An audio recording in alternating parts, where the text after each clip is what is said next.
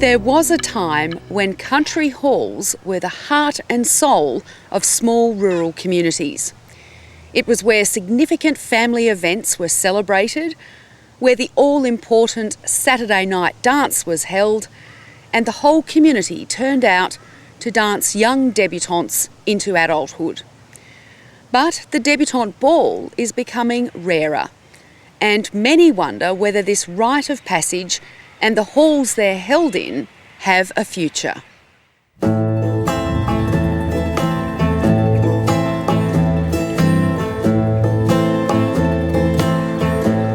In a tin hall in the middle of a paddock on Queensland's Darling Downs, a decades-old tradition, lifted straight from a Jane Austen novel, is about to unfold.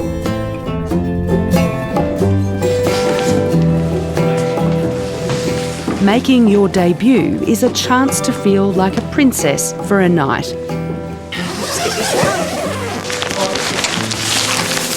In the UK, debutante balls were held so aristocrats could present their daughters, or new adults, to society.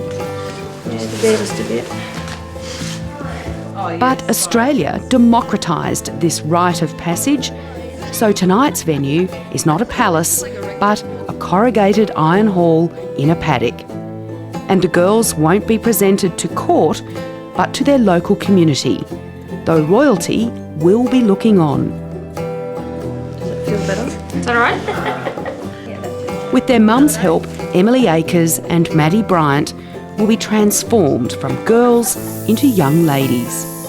Looks like Emily's having fun. Both girls made their debut in Oakey, half an hour from Toowoomba, mid-year. They were happy to frock up again for the Gowrie Little Plain Hall's Deb of the Year Ball, which brings together Debs from across the region. Okay, necklace is good, hair's good. I think you're done. You're ready. Yes. You look beautiful. Okay, congratulations. Congratulations. Here you go. We don't even get a mention. What's the best thing about the Deb Ball? Maybe just being presented to the community and being shown as a young lady now, not as a kid. But Maddie and Emily are exceptions. While most teenage girls are keen to go to their school formal, they're not so keen on being a Deb. What do the other girls at school say about Deb Balls? I don't think they're really into them.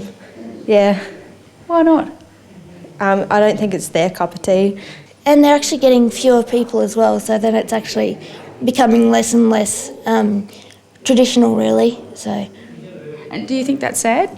Yeah, because it's really fun just being out with your friends and family and everything, really, just having a good time.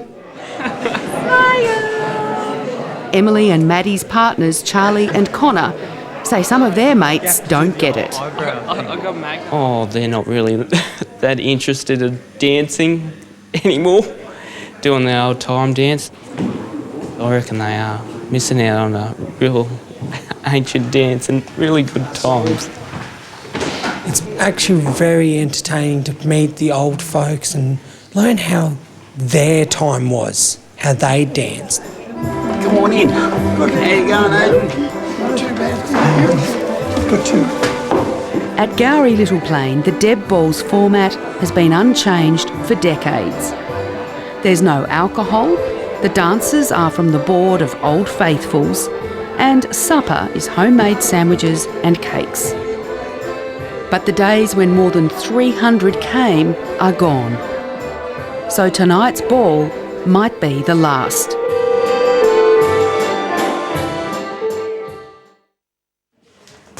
Right.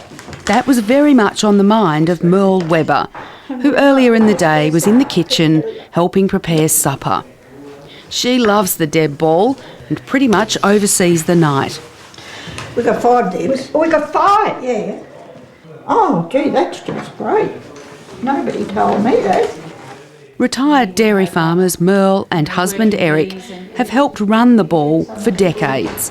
It's one of the main events for the year. They're sad the popularity of Deb Balls in their area has faded.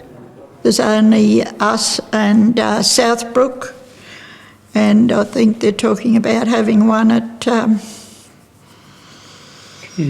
Cooya this year, but the lady at Southbrook says it's her last one, and I think it's probably our last one too.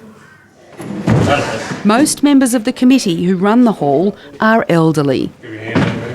Eric and Merle are both in their 80s and worry who'll keep the hall going when they retire.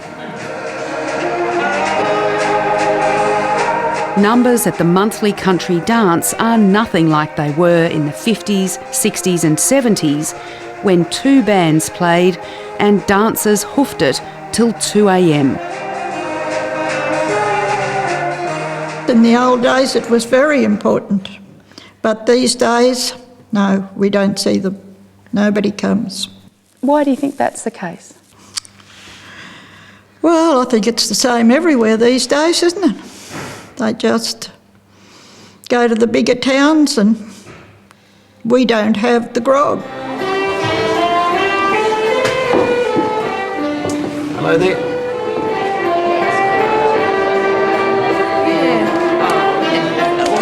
But maybe the community sensed the ball and the hall needed support. Thanks a lot. There's a strong turnout tonight. Good evening, ladies and gentlemen. A big welcome to Gowrie Little Plain. Gentlemen, take your partners for the Loose Eagle Waltz.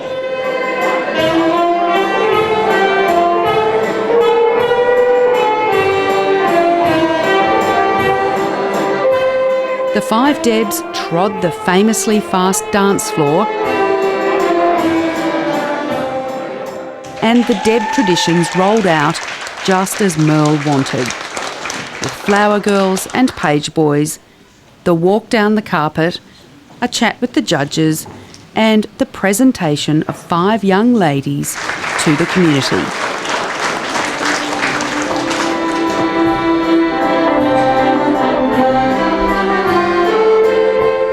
The 5 Debs and their partners, well, they had a ball. Yes, it was a great night. What was the best part? The dancing and mingling with the community. You just get to have fun and get all dressed up in that and basically meet all the different communities. Talk this could be the last saddened many. I think that would be. It is a shame because it gives the girls the opportunity to get dressed up. It's their special night. I think it's an opportunity for young people to learn to see themselves as someone special, to dress as someone special, to learn how to appreciate the company of a young man. And it's an old tradition that I actually do encourage very much. It's great to come to a place like this. I look at the hall and see there's so much history here, and if these walls could talk, yeah, no, it's great. It's a real credit to them.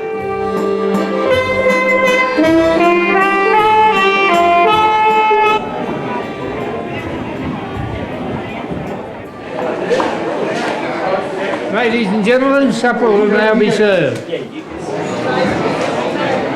Gowrie Little Plain's supper is legendary for Merle's sandwiches and the tea boys. You see, there's no supper room here, so guests are handed a cup from an iron basin and 4 tea boys pour the tea. You can have black tea or white tea or sweet tea, which you can almost stand a spoon up in, and then black tea without sugar, which is the bitter, black and bitter. And the same people take the various pots around that they always have. 12 months ago we were here to... Nikki Laws has been to 2 Deb balls at Gowrie Little Plain. She came last year with photographer Anne Alcock to gather materials for a book on Debs, dancing and country halls. With the book set for a second print run, the pair came to say thank you.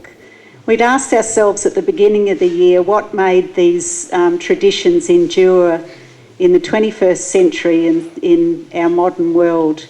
And by the end of our project, we understood that it was about community.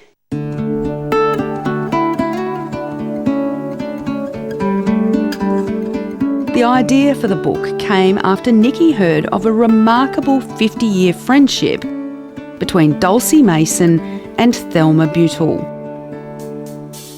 Both from Ackland, Dulcie, a dairy farmer, adored dancing, and Thelma, a dressmaker, made all Dulcie's outfits.